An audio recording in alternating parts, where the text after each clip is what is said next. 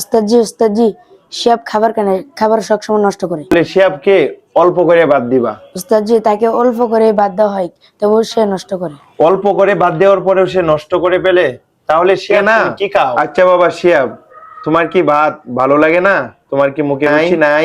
আমার ভাত ভালো লাগে না, আমার মুখে রুচি নেই। তোমার মুখে রুচি নাই, নিশ্চিত তোমার টাঙ্গে কোনো কিছু আছে, হয়তো তুমি কোনো কিছু খাও। উস্তাদ জি না আমি আমার টাঙ্গে কোনো মজা নেই। আরিয়ান, তাহলে শিহাবের টাংটা একটু নিয়ে আসো তো। যাও শিহাবের টাংটা নিয়ে আসো। দেখি তো শিহাবের টাঙ্গে কি আছে, শিহাব ভাত কেন খায় না? হাই সর্বনাশ, এই জন্যই তো তুমি খাবার খাও না, খাবার নষ্ট করো, মুখে রুচি নাই।